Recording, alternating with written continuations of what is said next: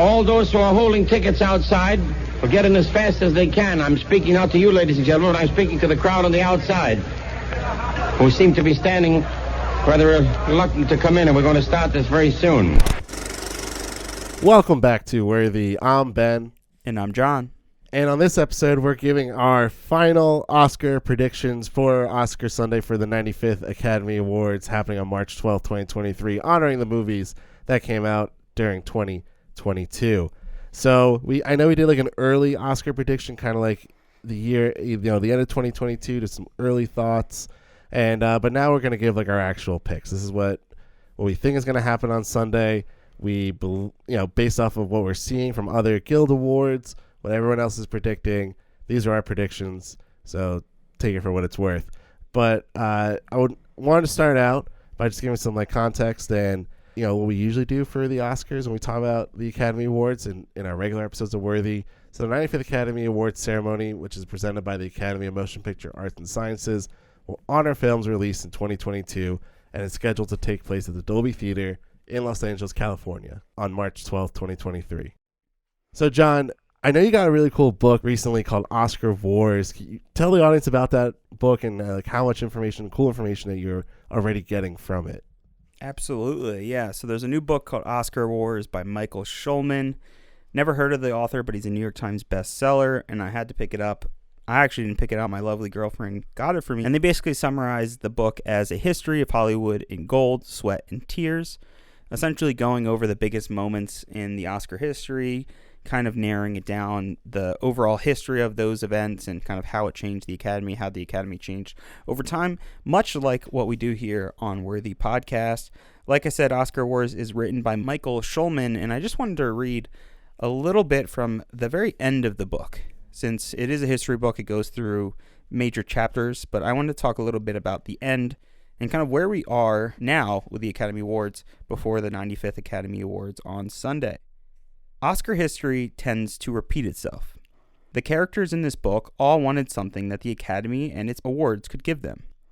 Louis B. Mayer wanted to consolidate his power. Mary Pickford wanted to keep her image clean. Bette Davis wanted to blaze her own path. Olivia de Havilland and Joan Fontaine wanted to outrun each other. Dalton Trumbo wanted his life back. Gregory Peck wanted to save an institution. And Alan Carr wanted his name in lights. Steven Spielberg wanted to honor his father. Harvey Weinstein wanted to gobble up everything in sight. Halle Berry wanted a victory to be bigger than her. Cheryl Bone Isaacs wanted to right the ship. And yet, all were players in a history that moved at its own pace, the tectonic plates of show business shifting underfoot. Art would poke the eye of commerce, and then commerce would reassert itself. Taste, politics, and power would realign. Most often, when change came, the Academy resisted until it couldn't anymore. But you can't fight the future.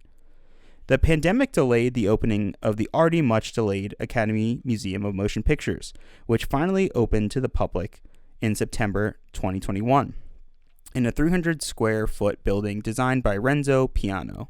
So strenuously did the museum try to fill the demographic blind spots of the Academy's first century that got immediate backlash for omitting the Jewish moguls who founded the industry. The organization hatched by Louis B. Mayer seemed to have snubbed him until it was announced that he would be added to a permanent exhibition about the studio founders. Among the museum's artifacts are the sled from The Citizen Kane and one of the model sharks from Jaws, both movies that the Academy did not award its top prize. As the Academy approaches its 100th year, the eternal question has become more pointed than ever. Are the Oscars relevant in 2023? So, Ben, I want to read that bit just to kind of summarize what we've been through, especially the difference between last year and now this year. And I wanted to ask you that question. Are the Oscars relevant today? They're relevant because it's like almost irrelevant because it's like the trendy thing. Like everyone's going to be watching the Oscars. Like everyone's going to tap into it on that night. Twitter's going to blow up. Instagram's going to blow up. You'll see it all. And then everyone will forget about it. Everyone will forget about it because that's just how today's society works. They latch onto the next thing that's happening. They latch onto the next event, and that's fine. So, yeah, the Oscars are relevant today, And they're going to be relevant next year and the year after that and the year after that, just at the time of the year the Oscars are out. So I don't think the Oscars are going away, but its relevancy throughout the entire year is definitely not felt unless you're very into the Oscars like us and to other cinephiles.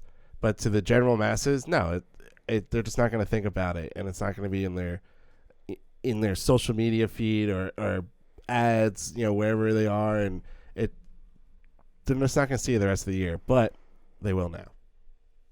I've once heard someone say, and I can't credit who said this, but I once heard someone say that movies and film, cinema, is the art form of the 20th century. And now being in the 21st century and, having almost a quarter through the century, I think you could kind of argue against that. I think you could probably argue with that with the rise of social media platforms like TikTok and Instagram. But the question is it relevant? And I think the Oscars are still relevant, and I think you could also point to the viewership and say, well, what do you say about the waning viewership? And yes, to a degree, we've lost and lost a lot of viewers. But we're also not really that focused on things that are live when it comes to award shows. I think a lot of people will watch clips. They'll watch some of the speeches. That's the infamous slap from last year has probably been watched so many millions of times across so many different platforms online. So I think it's harder just to judge something, especially a award show where people don't really think they need to see it live because we can just catch up. We can watch Instagram pictures of the best dresses, the best outfits, and everything like that. So on one hand, yes, viewership is waning, but I do think it's very important still. I think movies are still very important and integral into our lives as humans, and I think people want to talk about movies, and I think people are always curious about that question is what is the best movie? And what is the best movie this year? What should I spend my time with? I think a lot of people outside of the lives that Ben and I lead who claim, ourselves as cinephiles and how much we want to love films and how much we like to watch things, but a lot of people look at it as a distraction, it's something that they can just watch and forget about their struggles and the stress of their daily lives. So for a lot of people, they couldn't give a shit about the Oscars, but I think there's always going to be a core group of cinephiles that will, desperately look over every single inch and detail from the show, from the awards, from the Academy itself, and will always be there. And I think the significance of the awards and the glamour, I think there's always going to be something to that. As much as social media has kind of blend what a star is, I think people always know the difference between a real movie star and a social media influencer. So I think the answer is a little bit of yes and no. It's just a kind of mixed, muddy gray area that we're in. It's whatever your definition of relevant is. I think that's what it ultimately comes down to. They're relevant to us. They're not relevant to, Joe Schmo down the street who doesn't like going to the movies, who, just that's not part of their daily routine. It's a person-to-person thing. And people, where I work will always come up to me to ask about the Oscars and like what I think about it. So they're not like the moviegoers like we are. I guess I would say they're more the casual fans, but it's still relevant to them. Like it's still within their purview. So I think that, for that author to question like, are the Oscars still relevant in 2023?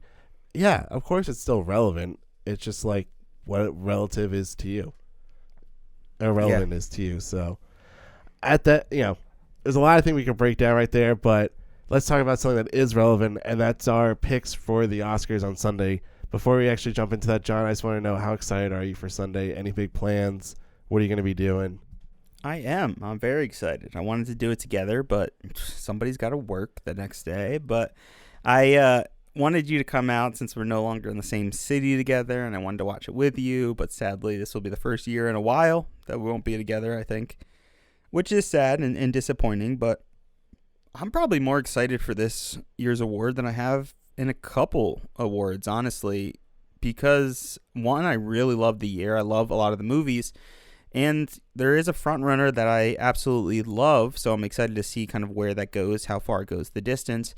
And it kind of feels like the first true year after the pandemic. Like we had last year, and we had the weird year of the pandemic, really, with the train station and all that. And last year's was a kind of reflection of it and kind of adjusting and kind of trying to find their new voice. So I'm excited to see where we go. We have Jimmy Kimmel back, which is kind of just a boring choice for a host. But, I think boring can get the job done. So It's I'm the very safest choice. exactly. It's a very safe choice, and I'm excited for this year's show. Ben, what about you? Are you excited? I'm very excited for it. I definitely would, want to cook up a bunch of food, like a little Super Bowl party, feel to it. Just like, this is what I love. I love watching it, and I hate that people are so down on, oh, it's so long. It's like, I was looking at something that's saying it's like the average runtime now is like 3 hours and 15 minutes. It's like, there are plenty of things that people do for 3 hours and 15 minutes that they don't complain about. But when it comes to the Oscars, it's like, oh my God, don't watch. Like, you don't have to watch. You're going to watch the clips. You're going to wonder who still won. It's still relevant.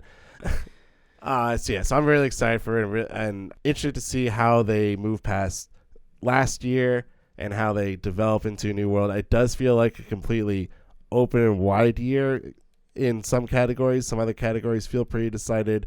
But it does feel like, hey, like, movies are still here. Maybe that's the theme for the night. Is like, movies are here. They're not going away ever. A movie like Top Gun Maverick, movie like Everything Everywhere All at Once is still going to keep the theaters relevant and people engaged for an entire year. I mean, think about it. Everything Everywhere All at Once came out last March. That's when we first saw it. And it stayed relevant for an entire year. So that speaks to the testament of the movie and also how people are so excited about movies in general being back in theaters, being widely seen. So that's what I'm looking forward to, is a celebration of movies and film. Beautiful. And let's jump right into it by talking about the best sound. Ben, what is your pick? Who do you think is going to win for best sound? So I think that Top Gun Maverick is going to take the award for best sound. Unfortunately for me, this is the only time I think Top Gun Maverick will be awarded for the evening. I just think that when we get through all the other categories and we see who wins and whatnot, I just feel like it's not going to play out well for Top Gun Maverick as much as I would love it to.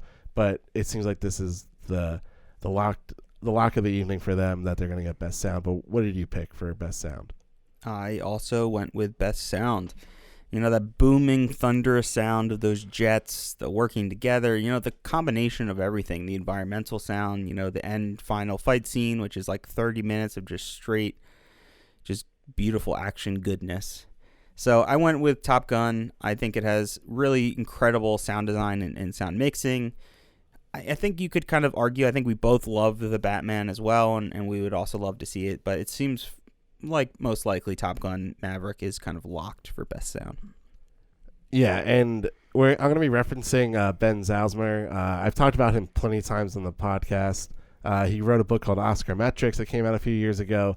He's a baseball statistician, so he uses real math, real algorithms and stuff that he completely came up with himself to help figure out how to give picks for the Oscars. So his article came out today in the Hollywood Reporter for his picks, and he has Top Gun Maverick at a 48.3% chance of winning best sound. So it seems pretty locked in. But John, let's move on to best original score. What is your pick for that category? For best original score, I went with Babylon. Justin Hurwitz has a trend with the Oscars. They seem to love him. It's a nod and throwback to the roaring 20s and 30s of the film industry back then. And, I don't think it's going to shine that bright at this year's Oscars because I think a lot of people didn't care so much about the film as much as Damien Chazelle probably hoped. But I'm leaning in for Babylon for best original score because it is a wonderful score that really gives the film a lot of momentum. But Ben, what did you give best original score? I went with Babylon as well. I mean, the score is fantastic. It really is what drives that movie. It has been used countless times now for fan edits on YouTube and different social media clips to put all the different movies in the air, and they always put that song. I even think I saw somebody point out that the Oscars have been using that theme. The main theme was the Voodoo Mama from Babylon as their song for the commercial for the Oscars. So if they're using it and they think it's that relevant, the marketing team probably shows how they know that people are very into the score. It is winning awards, so my pick is definitely Babylon. And according to Ben Zalsmer, he gives that the best chance to win, but at 30%. So the upset could be All Quiet on the Western Front, which I have seen other people predict, but it still seems like Babylon has the slight edge to win out best original score. Moving on to best makeup and hairstyling. I went back and forth in this category, but John, what did you pick for best makeup and hairstyling? Yeah, this is a really hard one. I think The Whale could come from behind, and really grab it. That amazing prosthetics on Brendan Fraser. I mean, it sells the whole film. If that doesn't work, the whole film just doesn't work. So that could really come from behind and win. But I don't know. If when you look at the overall category of not only just makeup, but with the hairstyling and how many different eras we had to go through for the film Elvis, I think this one's going to go for Elvis. We have tons of different changing outfits, tons of different hairstyles, just the overall evolution of Elvis, and of course his weight gain towards the end of his life gets really well represented in Elvis. So I picked Elvis, but what about you, Ben? I also went with Elvis, but I was going back and forth with The Whale. And one of the things that I've noticed and a trend that I've picked up on is that a lot of the winners in best makeup and hairstyling, it just feels, like a Vice. It felt like that, or no, not Vice. Darkest Hour, and Darkest Hour won for best makeup and hairstyling. It just felt like that was a good accompaniment for Gary Oldman in Darkest Hour last year. The Eyes of Tammy Faye, Jessica Chastain. It seems to go hand in hand, where like a category or something could be determined by best makeup and hairstyling, like a best actor or best actress race. And so to me, Elvis is like, this is one of the categories where like everyone loves Elvis in the Academy voter base. We've been hearing about how people are just absolutely amazed by the film. It must be the older Oscar voters, because that, like, I love it, so that must mean the older audience likes it too. So it just seems like all the other Guild Awards are giving it to Elvis. You get to see all the costumes. You get to see his style develop throughout his whole entire career. It feels like momentum is building to like, hey, we love the way it looks, all the different costumes, all the different makeup. For Elvis, we love it, his entire movie. Let's give it to Elvis. And Ben Zauzmer also gives Elvis that edge. He gives it a 47.5% chance of winning with The Whale, right behind it at 24.9. So let me ask you this, John. Ben. Yeah, shoot it. Since this will obviously go before Best Actor, if The Whale wins for Best Makeup and Hairstyling, do you think that's a lock for Brendan Fraser? Yes. And vice versa for Elvis? Yes. Because the way you described it, I think, is really accurate, with the performances kind of tied to the hair and makeup.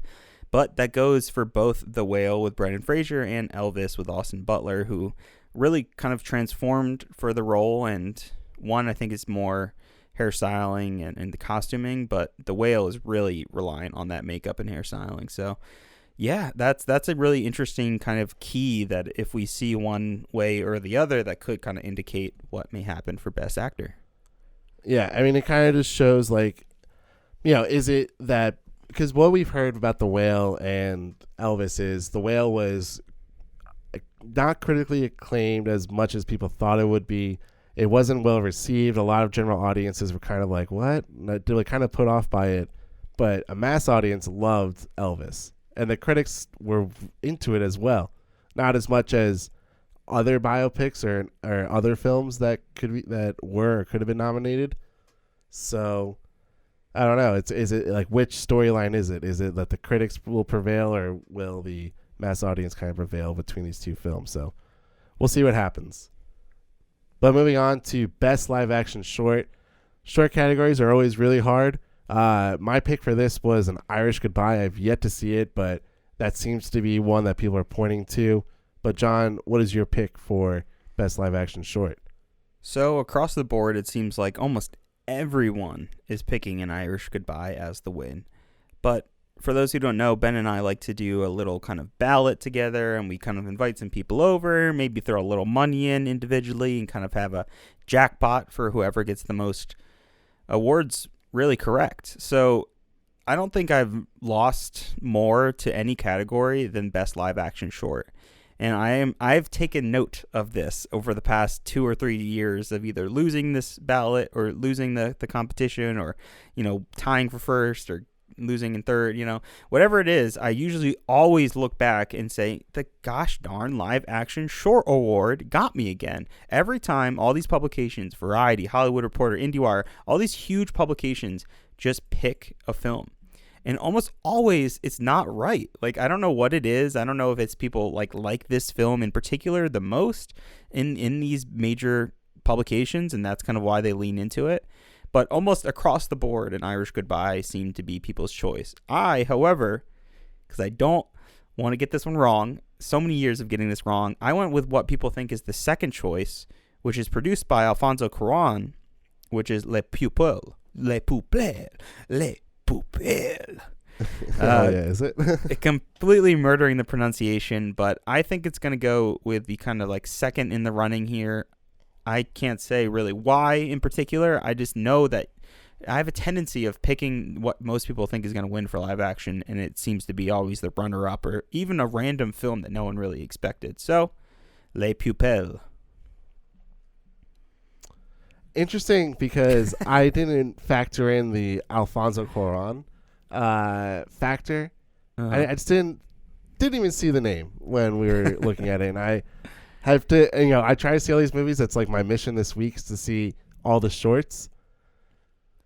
Man, actually, I think I'm gonna have to switch right now. I think it's a live switch. I will add to it too, because I forgot something to say as well. Is that An Irish Goodbye won the BAFTA this year for Best Short Film, and immediately I think that is why people jump on it right away. An Irish Goodbye won the BAFTA for short film. It's going to win the Oscar. So that made me question, let me go and look into this. What film last year won the BAFTA? It was not the best short film at the Oscars. The year before that, not the best. I went like 5 to 10 years back, and none of them were BAFTA winners. So I don't really love trends. Yes, exactly. So I don't think it's a lock just because it wins BAFTA for best live action short that it'll win here at the Oscars. So I'm hoping I'm right here. We'll see.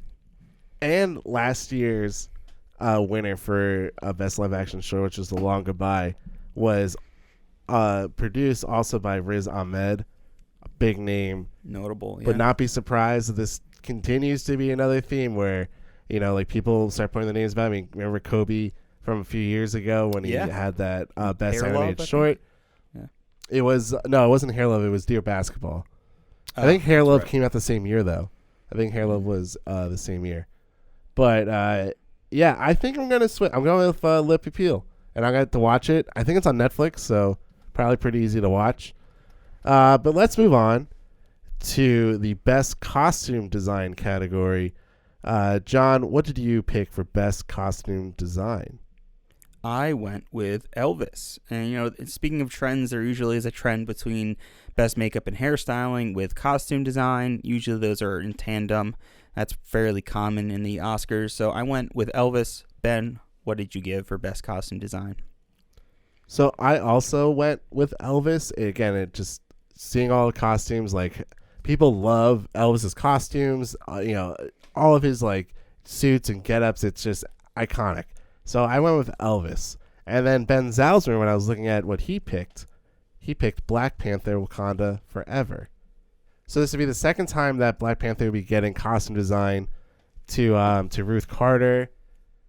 I mean, like that feels like it could happen, but is that a little strange that like a movie wins twice for like almost the same designs, in the same category? John, what do you think?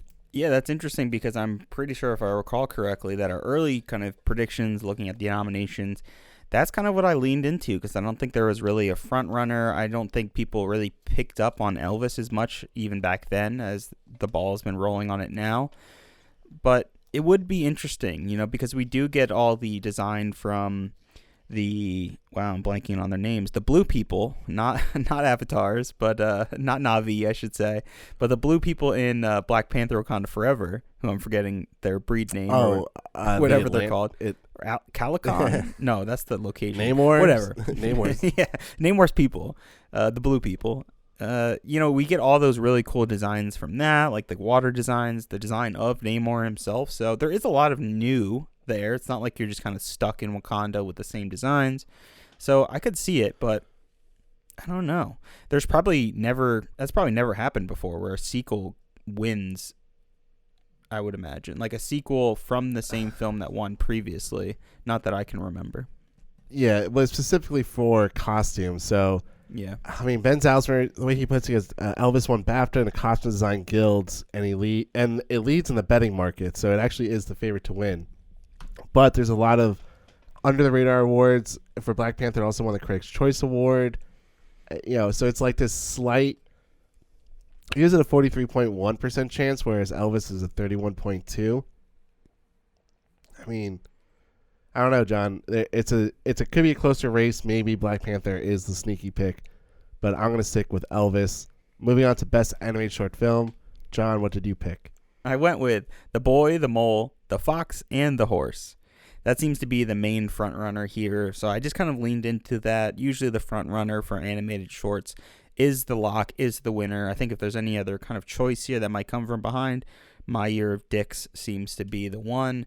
I know, Ben, you watched that film. I think you watched The Boy, the Mole, the Fox, and the Horse as well. So tell me a little bit about that. What do you think is going to win?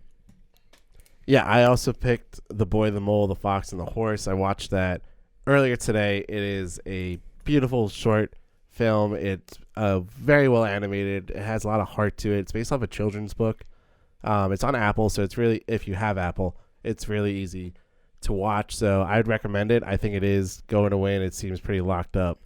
And My Year of Dicks was also a good short animated film, but it just feels like Apple, more accessible, a little more, kid friendly, so you kind of watch with your kids. I'm sure Oscar voters may have been influenced by that. You never know where these kids love these days. So you never know how they could sway their parents. So I went with The Boy, the Mole, the Fox, and the Horse. Best Animated Feature Film. John, what did you pick for Best Animated Feature Film? I went with Turning Red. No, I'm kidding. It's gonna be no. It's gonna be Del Toro's Pinocchio. I had to throw the jab out because I want to hear your thoughts on why Turning Red is the runner up here for what might win. Just gonna rub that in your face a bit, but no, I think Del Toro's Pinocchio is a wonderful adaptation. It's darker and more serious than the recent Disney adaptation and the remake that they just made on Disney Plus, which was pure, unadulterated trash. And I just really loved the design, the whole world. It is just a wonderful film while also being a really great animated feature film. And Del Toro really deserves it after last year's crime of Nightmare Alley not winning literally anything. Still pissed about it. I can't wait for that 4K black and white version, which rumored is coming out this year. My eyes are peeled for that. But Ben, what did you give Best Animated Feature Film, and how do you feel about Turning Red as the runner-up? Turning Red is not going to be the runner-up, so don't have to worry about that. It's Pinocchio. That movie kicks butt. It is such a crazy movie. Only Del Toro could have come up with something like that. Emotional, beautiful, nutty, and it makes no sense how they're able to do some of the things. The animation is crazy. The amount of time they put into it. It's great, and the ending is truly beautifully heartbreaking.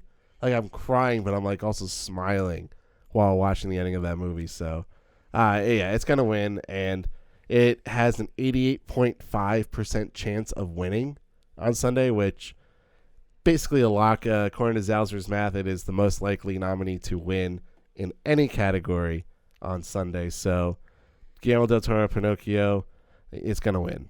Moving on to Best Visual Effects. John, what did you pick for Best Visual Effects? At one point, Top Gun Maverick may have kind of squeezed in to win, but I think it's a lock for good old Jamesy boy. James Cameron's Avatar: The Way of Water will win Best Visual Effects this year because, gosh darn, have you seen that movie? Have you seen it in IMAX 3D? It looks photorealistic. No, it doesn't quite look that good, but it is an amazing feat. Unbelievable. I think without a doubt most people are leaning into this as the winner here because, gosh darn, is that a lot of special effects involved.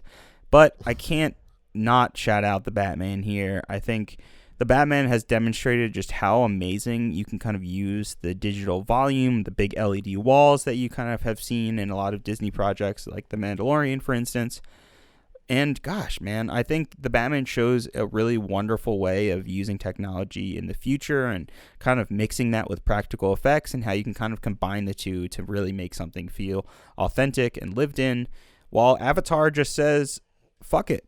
these are two people behind pure nothingness, and we will make the film after we shoot. So I think there's some magic there. Of course, there's brilliance in there, and a lot of our characters don't even exist in reality, and I think that is a testament to how I was crying about Calhoun the whale, or whatever his name was. I think is a testament that I was crying about this animated whale in Avatar: The Way of Water. But Ben, what do you think will win Best Visual Effects? It's Avatar: The Way of Water. That movie was visually stunning. It's pretty remarkable what James Cameron was able to put together. It's, as much as I want to poo-poo it, because I'm like, well, it's mostly animated, and it says, I want to poo-poo it, but I really can't. It is a beautiful looking film. It was an awesome experience to go to see it in IMAX, especially in a huge format like I was able to watch it in. It was sick. So it's going to win. Ben Zalzmer gives it an 83.2% chance, so a little bit lower than Pinocchio, but it's pretty much locked in to Best Visual Effects. Moving on to Best Production Design. John, what did you give Best Production Design to?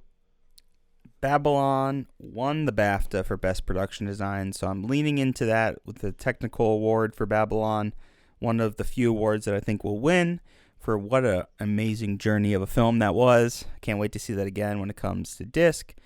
But yeah, I think I'm leaning into Babylon. This category does bring up the question of Best Production Design and the nomination of Avatar: The Way of Water. I found that so fascinating on so many levels because they manufacture everything. And I guess you could say, well, so does a film. You have to build a room. You have to bring all the props and design the room however you like it. But Avatar: The Way of Water is like completely constructed. So I'm so curious to know that the production designer listed and the set decorator listed here, how are they credited? Are they animators in a way? Anyway, before going down that Avatar: The Way of Water rabbit hole, I just wanted to bring that up just because I think it's such a fascinating conversation because it's manufactured design. And in that case, couldn't an animated film then be nominated for Best Production Design if it really has that amazing quality and level of production design? And that brings up a whole big question of whether Avatar is an animated film or not. And we don't need to go down that rabbit hole. But Ben, what do you think will win for Best Production Design? Yeah, I think it's going to be Babylon. That it was awesome to see like this 1920s Hollywood be recreated, and based off just like us researching for the podcast, us looking at older films and understanding what Hollywood looked like just getting a true feel for it, to see it like put on screen was awesome and not really done. I think in like many other movies, I can't think of many movies that had that like captured like what Hollywood actually was. It's just desert wasteland next to the ocean, like made no sense like where it was, like how any of it was there and how they were able to construct what is Hollywood and Los Angeles now. So Babylon to me gets it. It's wild, it's crazy, it's zany, it has everything you could want, every animal you can think of. And Avatar: The Way of Water, the nomination there, it's a little bizarre, I gotta say. It's a little bizarre. But let's move on to Best Original Song. John, what did you pick for Best Original Song? I went with Not To. RRR is not nominated for Best International Feature Film, which is really baffling. There's got to be some logic behind that. Don't know why. Couldn't figure out why. But RRR is a huge film this last year. Everyone was talking about it. So many of our friends were talking about it. And how often do we hear friends talking about Indian films? Almost never. I literally cannot remember a single time where any of my friends were like, you have to see this Indian film. Even like a Bollywood film. You need to see this. You need to go out and see it. So it speaks volumes. I think Not To is the big dance number in the film, if I remember correctly when I saw it. And it's a blast. It's a really great time. And it's a really wonderful scene. And I think people are going to be remembering that after they leave the film. And I think they're still remembering it. But Ben, what did you give Best Original Song? So I have to admit, RRR is a movie I have not had the chance to watch yet.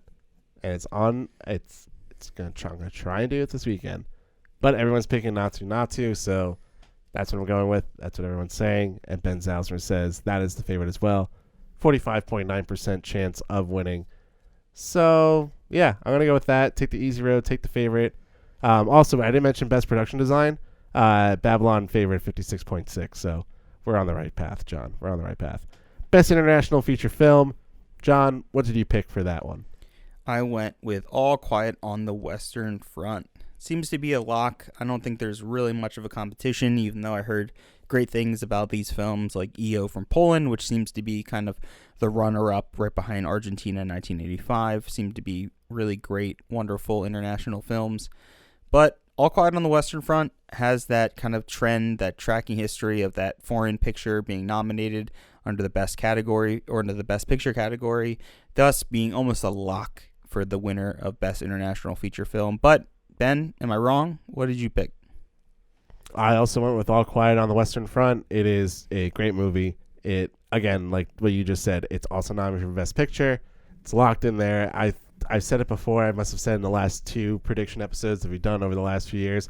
Can you believe also this is our 3rd Oscars that we're covering on this podcast?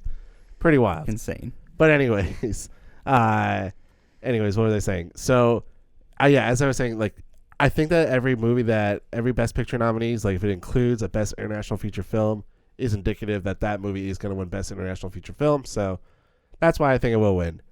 Interestingly enough, Ben Zalzmer's Oscar predictions based on his math and his models has All Quiet on the Western Front winning at a 36.6% chance and gives the movie Close at 29.7%.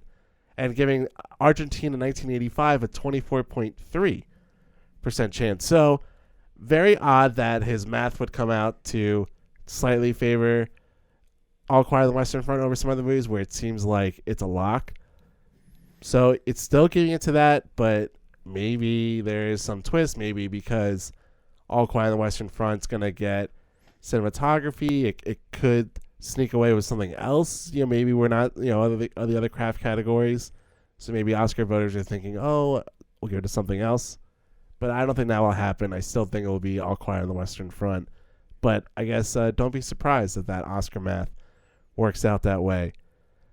Moving on to Best Film Editing. John, what did you pick for Best Film Editing? I went with Top Gun Maverick. While a lot of people are kind of leaning into Everything Everywhere All at Once with its amazing editing, and while I totally agree it has some astonishing editing with the crazy quick cuts and all the different perspectives that we get to see of Michelle Yeoh's character, but I really think Top Gun Maverick has it. I think that film is really, really tightly edited, and it's why the action scenes work so great. That must have been insanely difficult, and there must have been so much footage that they had to kind of go through in order to kind of edit these aerial sequences, that not only is it just wonderfully edited and put together, I think it was a large task that they kind of had to handle. But Ben, tell me what you think will win for Best Film Editing. I said it when I first saw the movie, and I'm glad that it's going to happen. Everything Everywhere All at Once. I came out of that movie the first time watching it going, wow. The editing that went into just the sequence where she's experiencing everything and all of her different realities are coming up, and it's like not even like a full second that you get to see. It's like millisecond. Incredible editing right there. I think there was a lot to balance. There's a lot of cool different tricks they're trying to do, a lot of different movies they were trying to, honor in this movie. So to me, it's Everything Everywhere All at Once, and it has a 41.2% chance of winning, which is the top for Ben Zalzmer's Oscar math. But, John, he gives Top Gun Maverick a 27% chance. Could there be an upset? I don't know. I'm going to stick with Everything Everywhere All at Once. It is winning the awards. I just feel the momentum's right there. But we'll see. We'll see what happens. Best Documentary Short Film. John, what did you pick for Best Documentary Short Film? Stranger at the Gate? I don't know. I haven't watched any of these. I'm not going to watch any of these. I don't know. It just seemed to be like the thing that people were kind of leaning in, that was this or another. But, Ben, what did you pick for Best Documentary Short Film?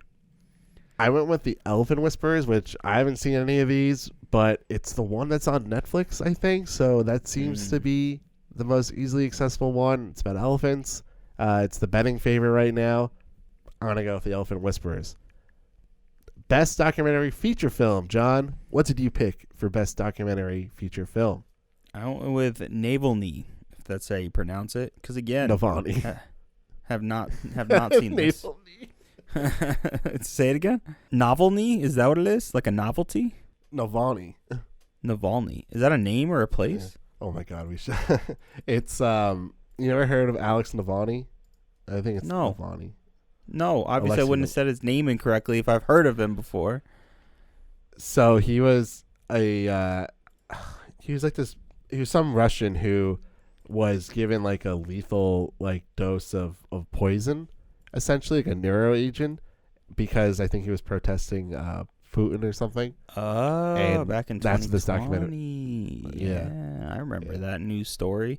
Certainly did not remember the man's name though. Navalny, yeah.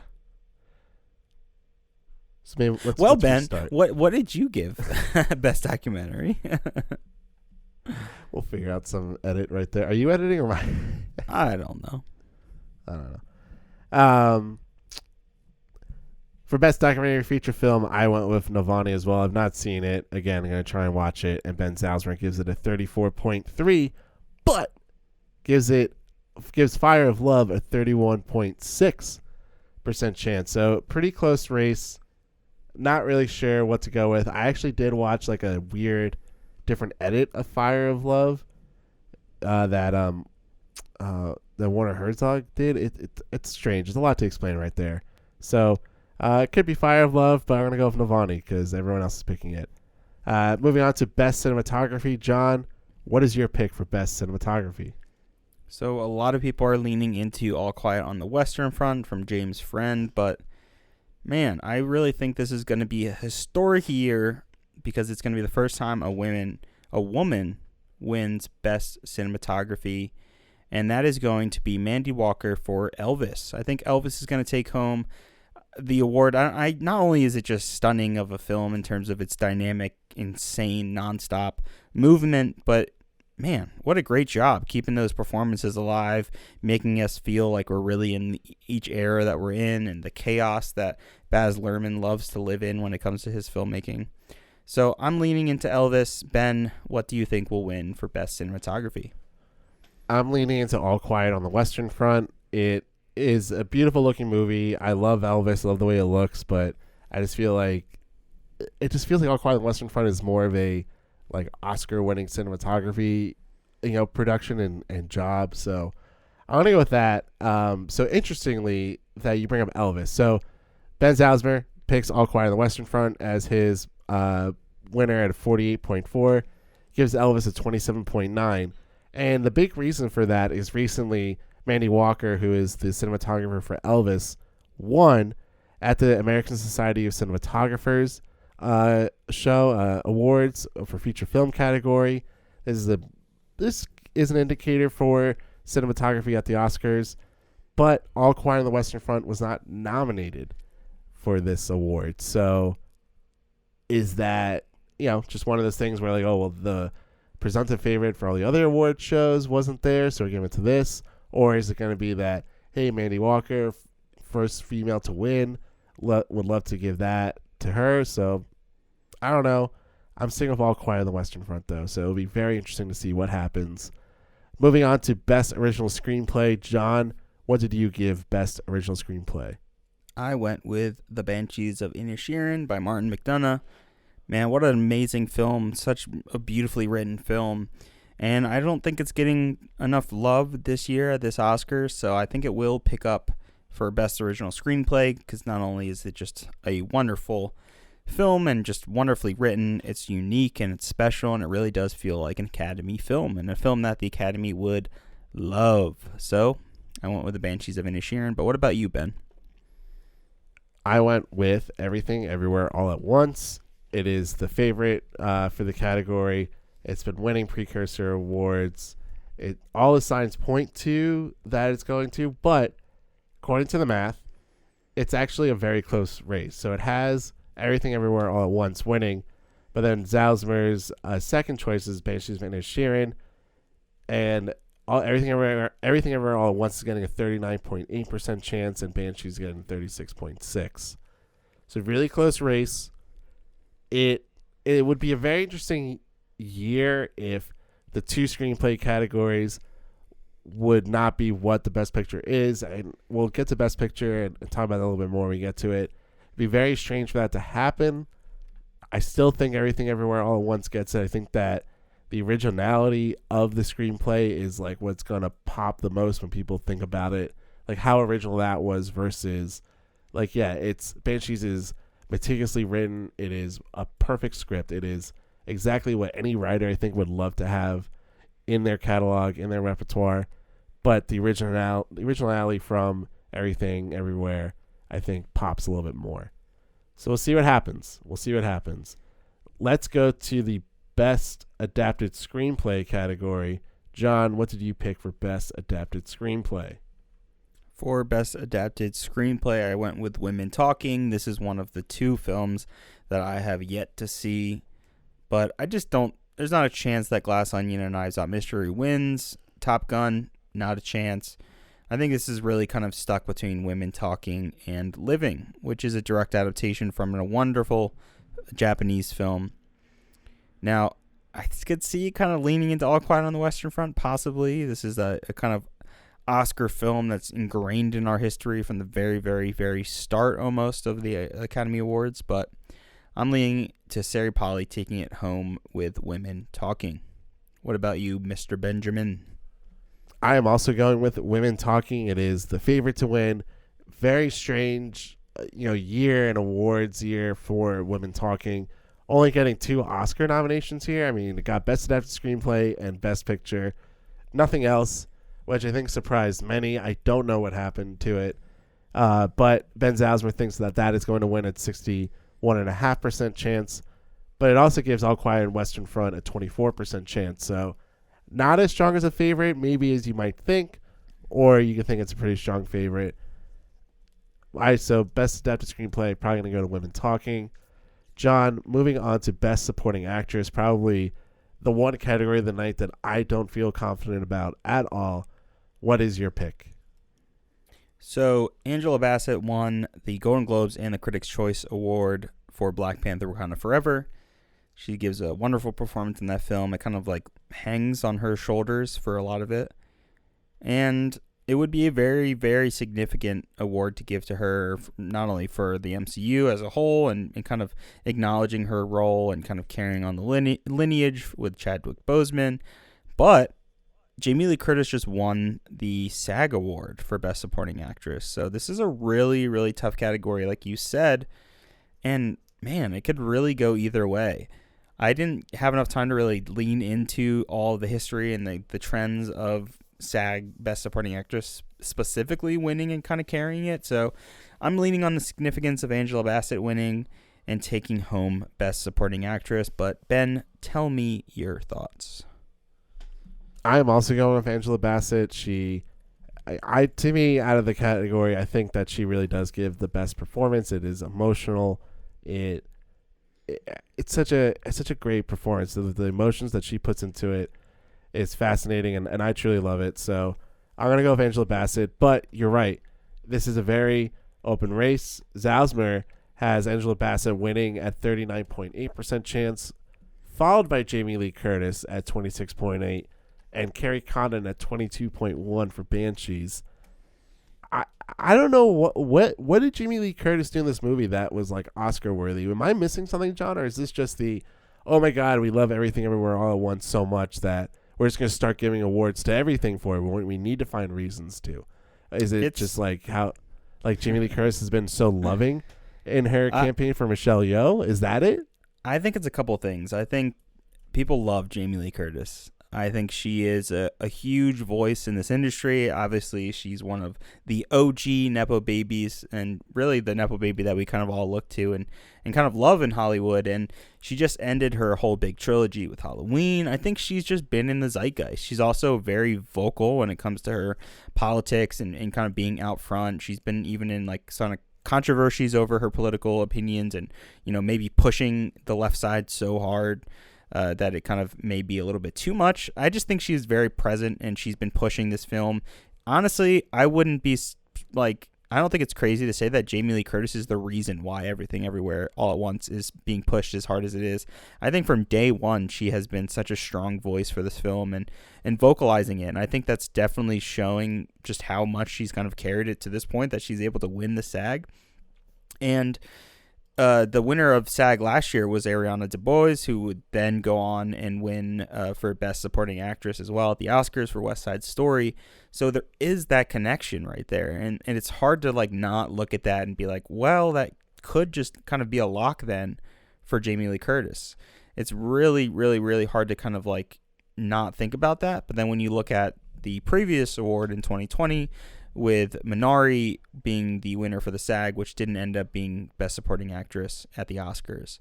So, but then if you go back to 2019, you have Laura Dern. So if we're following the trend of 2019 being the winner for both, 2020 being different winners, 2021 being the winner for both, 2022 being the winner is different. So thus making Angela Bassett. But I think it's a great question that you bring up. What is Jamie Lee Curtis doing? I think she plays multiple roles. She's both multiple villains. She's very much different villains in throughout the film and different timelines that take place. And she's also a sensitive lover with Michelle Yeoh. So I think she is doing a lot in this film. I think if you just look at it, you're like, okay, it's kind of, it's definitely the villain. She's there to kind of like push our characters along more, but she's doing a lot. But I think when you compare it to the Carrie Condons, the Hong Chows from The Whale, they give such powerful, strong performances that they just look like those Oscar winners, right? There's like the speeches that you can see, you can just see them playing during the Oscars, right? So I get that. I definitely get that. Yeah. So I was going through the SAG Awards too, and actually Young Jin Yun for Minari won for Best Supporting Actress that year. So oh no, I was wrong. Back. Gosh darn. Yeah. It's okay. But so I corrected you. You're fine now. You have to go back to the 25th SAG Awards, which honor movies in 2018. Emily Blunt won for A Quiet Place. And the winner of the Oscar that year was Regina King for If Beale Street Could Talk. So I was like, okay, well, that's the first year. So we went a couple years back. I haven't found a discrepancy between the two. And, going back almost like 10 years. So that's... To me, that's pretty nutty that Jamie Lee Curtis come out of nowhere to win the SAG Award. But at the same time, that did happen sort of recently where it didn't match. So I just feel like this could happen. I just feel like the Angela Bassett, like she gives a great emotional performance. I'm just going to stick with it. I'm going to stick with Angela Bassett. Do you want to change your pick at all? Are you staying with Angela Bassett? I'm going to lock it. I think not only does the Academy want and need more representation, I think that's going to lean and push it. She's like a phenomenal actress who's just given a lot to this industry. And I think Jamie Lee Curtis has done her awards. She's done her rounds. I think it would be very odd knowing her character and that having to be the winner. It would be such a bizarre thing, just as how goofy and weird her character is. I'm still distracted that you said Emily Blunt won for A Quiet Place, and I had to double check that you were right. I was like, no fucking way. That's not true. How did she? That is such a big question. I don't even want to get into it, but that is insane that she won for that movie. So maybe I'm completely wrong. That's like a wild film to win for Best Supporting Actress. People love that movie. They love that movie a lot. I liked it a lot, but Oscar caliber, I don't know, man. You got goofy CGI monsters running around. Oh, you're right. SAG caliber. Excuse me. Yeah. And she did have the wonderful, stepping on the nail performance. We love that. Right.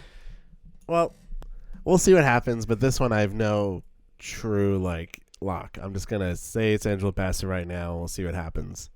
Best Supporting Actor though, pretty locked up. John, who's your pick for Best Supporting Actor? Ke Huy Quan seems to be the lock. Honestly, I don't think there's been more of a lock on the Academy Awards than him for Everything Everywhere All at Once. He is basically the heart. He's the connection. He's the linchpin that kind of ties the whole movie together. And what an amazing performance. And it's not even just the performance. I think it also ties in with the story. Him coming back after 30 years of not being in the film industry, giving such a wonderful performance in such a significant film that represents just the beauty and power of cinema. And he does a damn good job, and everyone is just dying to hear what that man says during his acceptance speech. But Ben, do you feel the same way? I feel the exact same way about Ke Huy Quan. I just think that he's going to win it all. He's just the industry darling right now. And so it's pretty locked up. Salzmer, he has him winning at a 78.9% chance. So what's interesting about this race and the other supporting race, and probably just the entire acting race, which we can repeat a couple of times, is the BAFTAs this year. So the BAFTAs had Carrie Condon winning for supporting actress and had Barry Keoghan winning for Banshees of Inisherin for best supporting actor, which is interesting that Brendan Gleeson didn't win for that because it seems like he gave the better performance, but either way, it doesn't really matter. So Everything Everywhere All at Once gets shut out pretty much completely by the BAFTAs, so I don't know if it's a British people didn't like Everything Everywhere All at Once. Like, that's the audience that you've talked about to me about, like, hey, like, there are some people that just think it's too weird of a movie.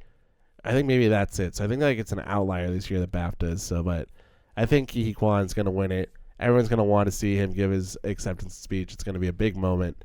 So very interested and excited to see that. John, let's go to Best Actress. Who is your pick for Best Actress for this year? I went with Cate Blanchett for Best Lead Actress. And as much as it pains me, because I really want Michelle Yeoh to win, I am leaning in to the BAFTA that Cate Blanchett won. I think Tar is a film that people really, really love.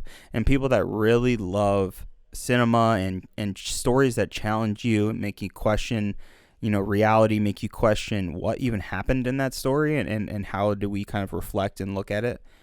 I think Tar and her central performance as Tar, Lydia Tar, is unbelievable. It's amazing. It really ties that whole movie together. She is that movie. She's almost in every single scene throughout that entire film, and she's wonderful. She's truly amazing, and I just think the overall Academy is, I think, going to lean into her. She's like a previous winner. People love her, and I think Tar is just kind of going away without enough attention, and I think they want to at least give a nod to that film because it is so great.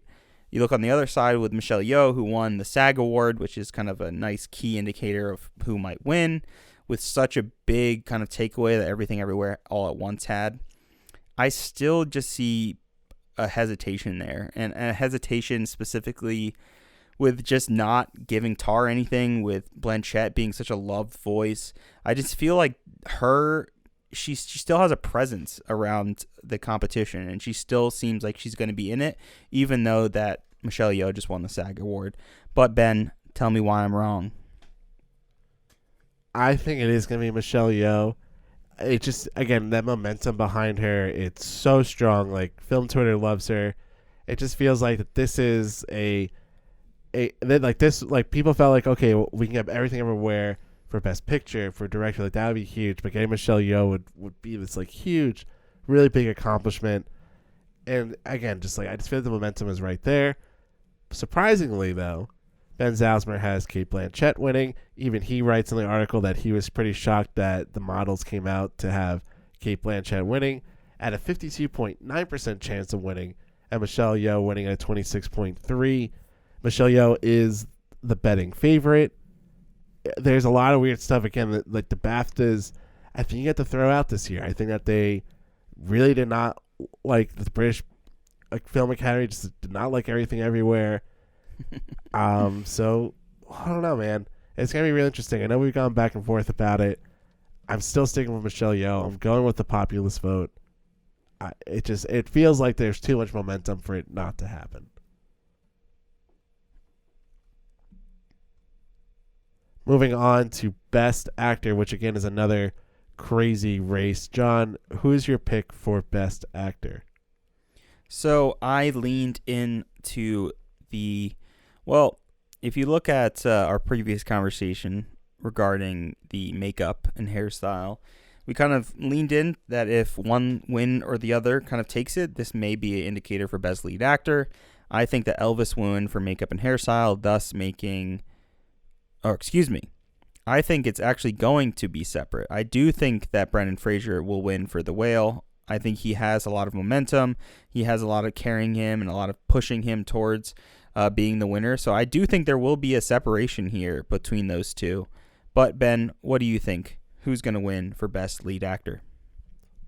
I went back and forth, and I put both names down between Austin Butler and Brendan Fraser, and I'm going to go with Austin Butler.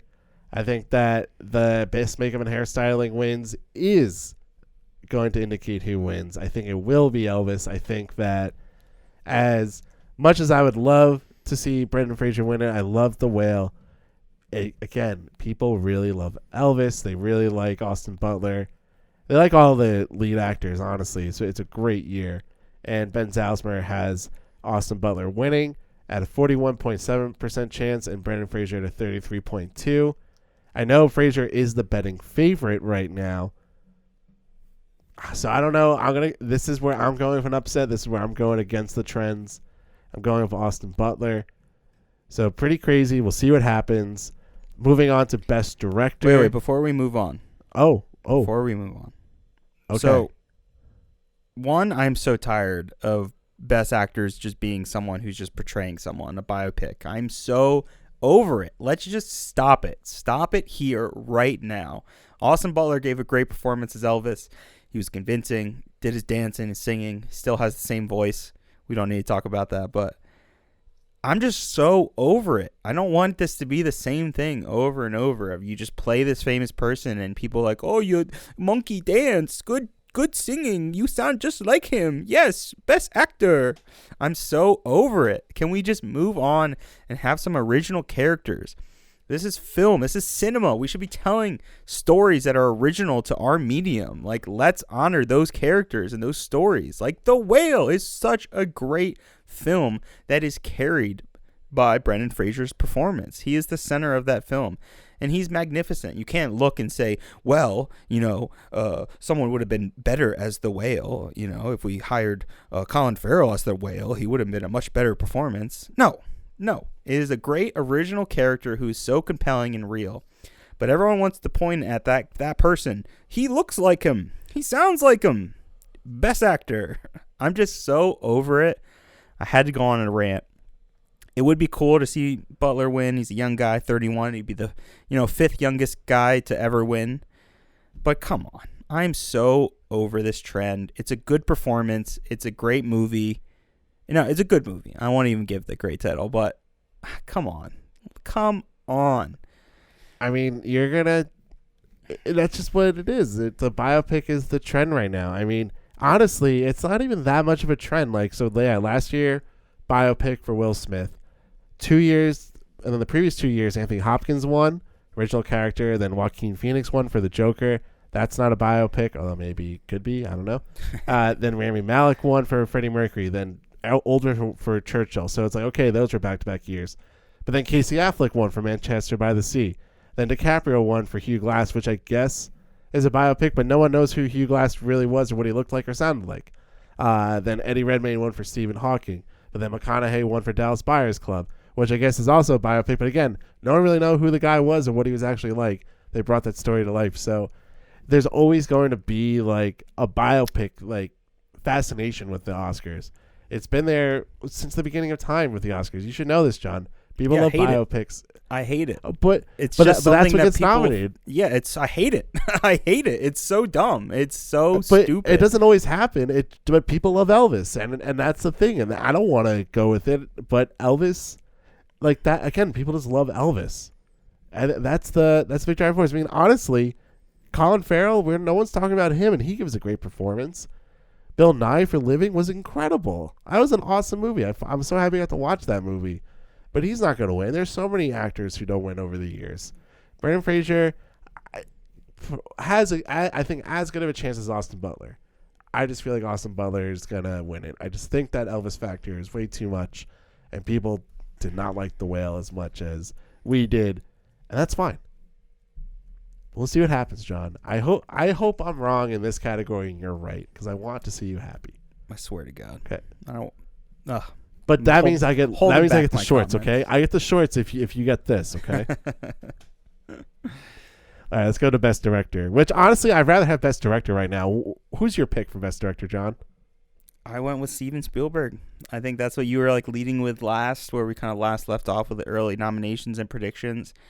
I think I'll tell you what. Last award show that I saw Steven Spielberg at, I'm not sure what it was, Golden Globes maybe, I don't know. I saw him. He looks so old, and I know that's not saying anything new. He's an old man. He's been in the film industry for 50 years at this point.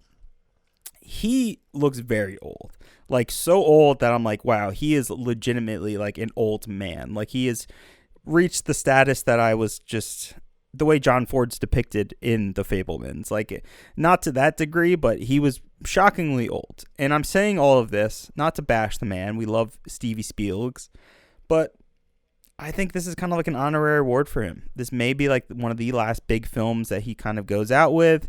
I think it's maybe it's really personal to him. It's got that connection. I think this is kind of an honorary Oscar for the boy. And I think in the past, I've leaned in heavily with the Daniels. I love the Daniels. I love both of the films they made, the music videos they made before their feature film career. Outstanding. Really outstanding. And they did such a hell of a job that personally, if I had to pick, I would definitely pick the Daniels. But we're talking about predictions, what we think will actually win. And I think Steven Spielberg still has that chance. He still has that possibility. But, Ben, tell me why I'm wrong. I wanted it to be Steven Spielberg when we talked about the Oscars a couple months ago. I thought The Fabelmans would easy win, lock it in, signed, sealed, delivered. I've been proven wrong. Every other awards show, everyone's picking the Daniels. It's the Daniels. It's Everything Everywhere All at Once. I'm going to give it to the Daniels, although I would pick Steven Spielberg. It's not like the Daniels did a bad job. I think that it's a phenomenal directed movie. I don't know, man. Again, like I guess The Fabelmans like really spoke to me in a certain way. Spielberg speaks to me in a certain way, so I would have picked that. Ben Zalzmer has the Daniels winning at a 59% chance. It's going to win. It's pretty locked up right now with that category. John, before we get into Best Picture, do you have any final thoughts on our predictions, the Oscars? Any final thoughts before we give our Best Picture winners for the 95th Academy Awards? I think when we last spoke, you were like, I'm not that excited. It seems like we know what's going to win, yada, yada. And I would not handle that. We run a gosh darn Oscar podcast, and this guy's like, I'm not. We already know what's going to win. We do know. I think there's going to be some surprises here. It's been decided. I think there's going to be some true surprises here. I think we kind of looked at some major categories that are still maybe even up in the air and might switch. And I love a year where we really don't know what will win Best Picture, and I'm standing by that. We don't know. It is not a lock.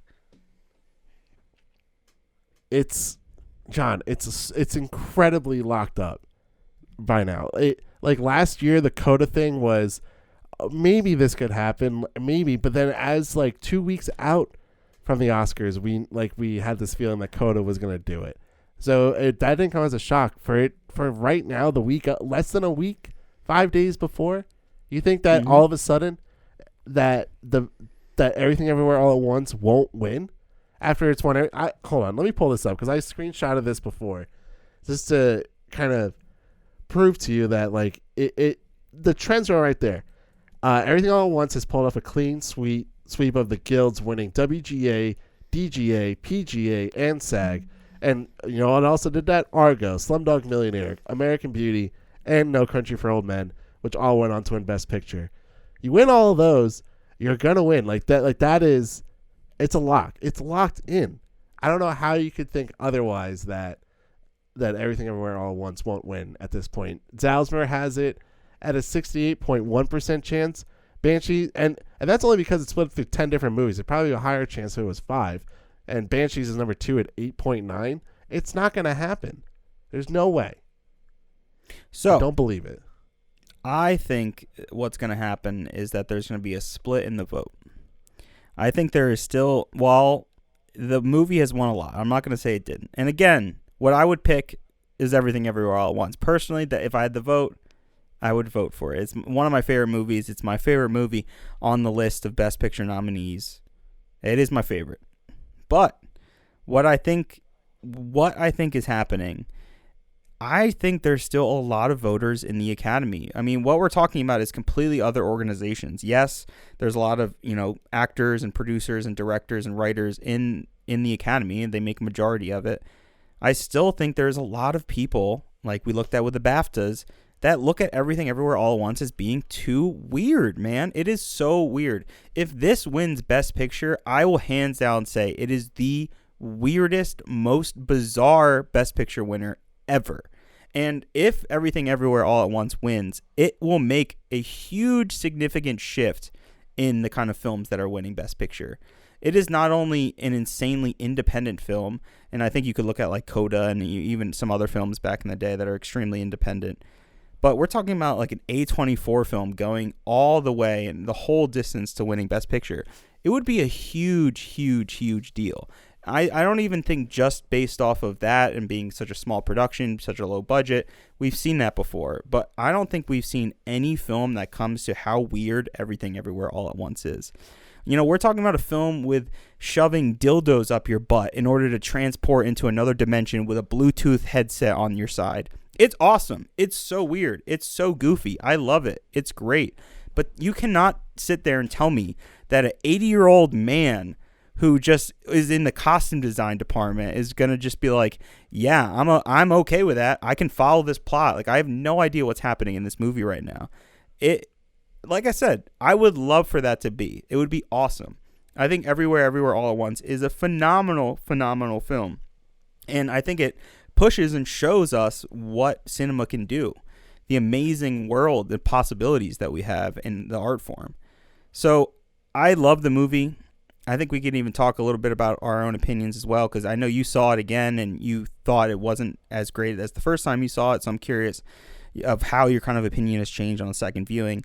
I watched it again with my mom. It was unbelievable. I liked it even more than I liked it the first time, and she loved it as well. So all that being said, I think it still obviously has a good chance of winning, but I really think the vote is going to be split with that film. Maybe we get thrown in with a little bit of Elvis too. We have some of the foreign audience who's voting for All Quiet on the Western Front as well.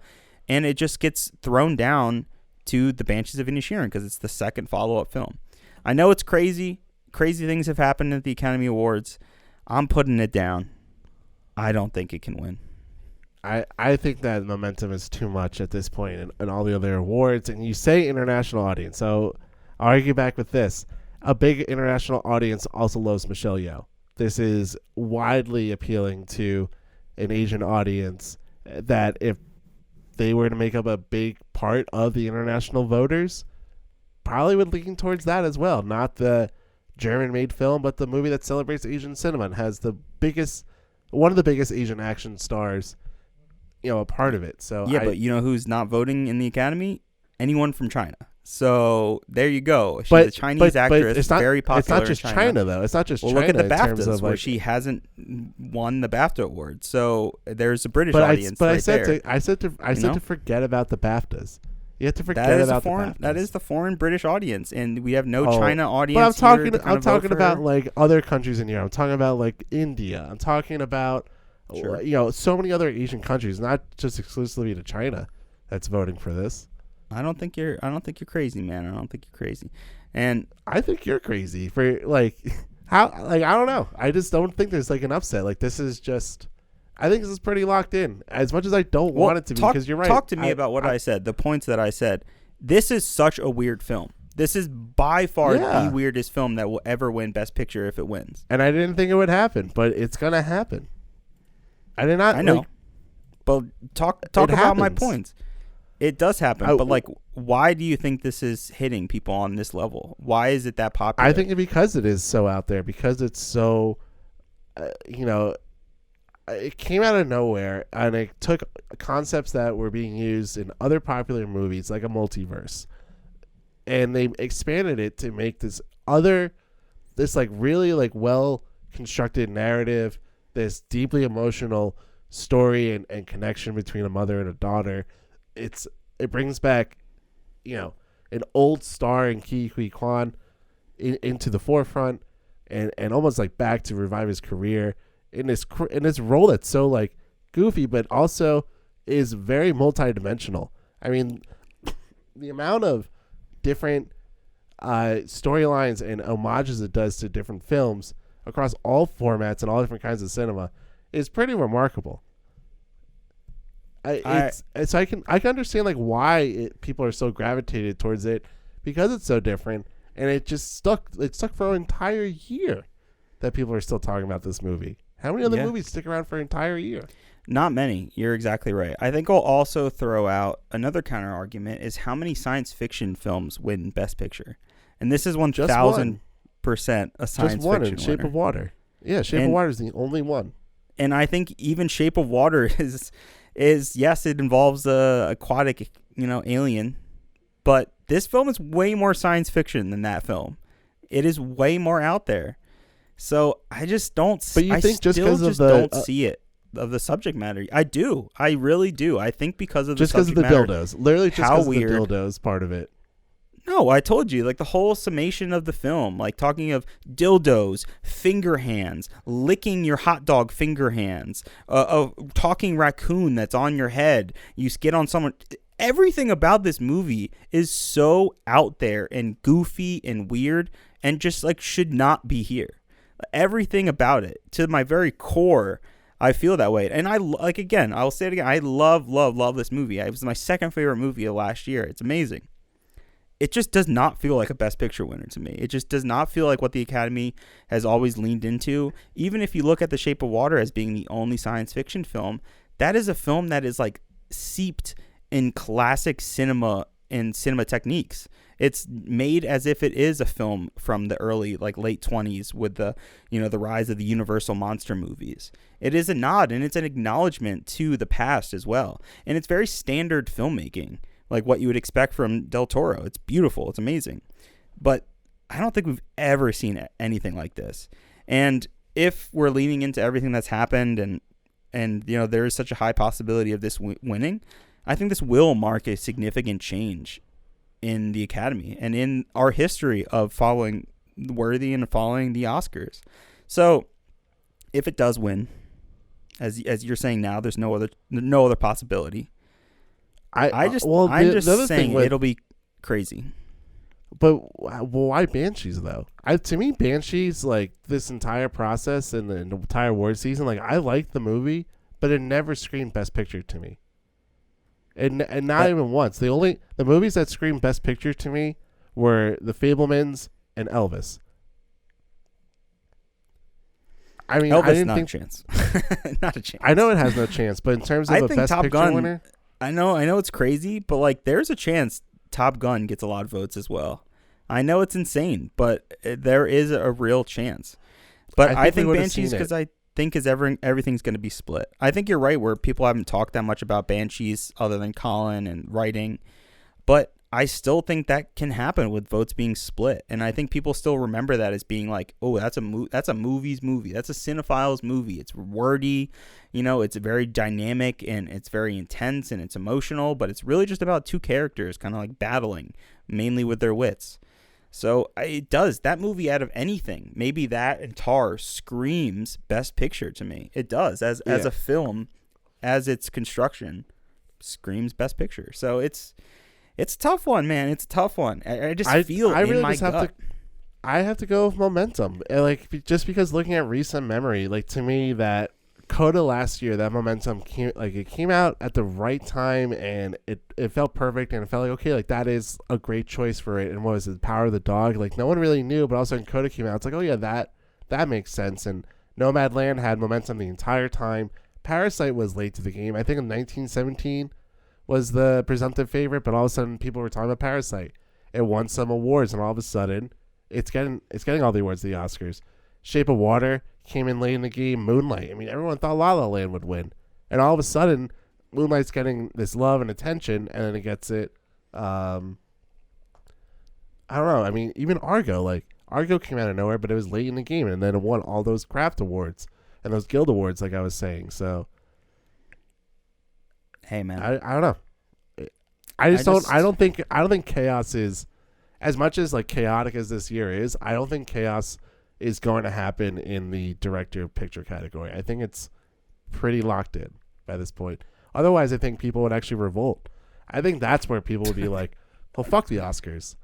Because people would look at it and be like, well, we've been talking about this one movie that everyone really likes. Top Gun Maverick is too, I think, macho of a movie for people to kind of accept as the Best Picture winner. So they gravitate towards Everything Everywhere, where it's very accessible to all people. I mean, that, like, to me, like, that's just the stuff. Look that at speaks to it. Nomadland, dude. No one saw that movie. no no one's saw any still of those seen that movies from movie, though. year. But no one's seen You any of know? those movies from that year. Yeah, but One still, movie that that- is a great example of like Best Picture winner that like no one has seen that ended up winning.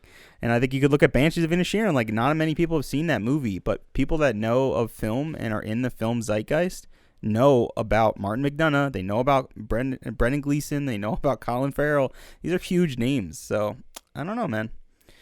I like understand you're Mr. Stats guy. You're leaning in, and I have throughout the entire awards categories here, but there's just something in my gut that like refuses to accept that the Academy will do it. I just don't think they will. I would really love to, as much as I'm arguing that it won't win, I would really love for it to win. Like I said, I would be so happy if I'm wrong. But man, there's just I got to listen to my gut, and I just don't feel it still. Even though everything is pointing towards it, I just still feel like there's going to be an upset. And I don't think people are going to care. They're just going to look at the Academy again being, it's not the movie I wanted, if it does lose. If it does win, then what do people say? It's predictable. Like, I'm glad this movie won because it's so weird. I don't know, man. I don't think it really has to say much besides that movies are relevant to a mass audience.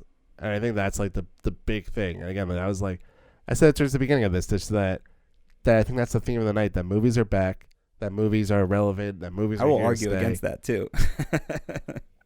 Why? You think that's not going to be the messaging for a lot of it? No, I think you're totally right about that. But in terms of Everything Everywhere All at Once, like, more people have seen Top Gun, more people have seen Elvis, more people have seen Avatar: The Way of Water. If you're talking about a widely seen film, I don't know, man. In terms of like the overall gross, you can specifically look at the numbers and see how many people have seen this movie, and it's still not that many. Like, it's still not that many compared to like a Top Gun or something as big as like Elvis. I would be curious to see like even the box office between Everything Everywhere and the Banshees, and I assume Everything would probably blow it out of the water, but I still feel like a lot of people have seen those other movies as well. So, but I hope that is the messaging of the night, that movies are back, go to the theaters. I hope they really push and lean into that. It would be really cool to see Tom Cruise like actually on stage talking about everything that's kind of changed and how much he pushed for that, and just honoring films in the film industry would be great. We'll see what happens. It's going to be an interesting night. Any final thoughts on the Oscars for this year, John, before we wrap it all up? Not really, man. I'm excited for boring Jimmy Kimmel, Matt Damon jokes. I'm not excited for that at all. I really hope we can kind of keep it concise. We can be fast. I do love a good lengthy Oscar, but I get why people complain about it being over 3 hours, because sometimes they're just skits that are just not funny and they drag out for 5 minutes and you question why this was even included in the first place. So I hope we keep it quick and tight. Let the time given, available, allotted, let that be for the presenters and let that be for the people that win. Let's honor these people and let's honor the films, because that's what we're here for, baby. What about you, Ben? How do you want to wrap up this bad boy?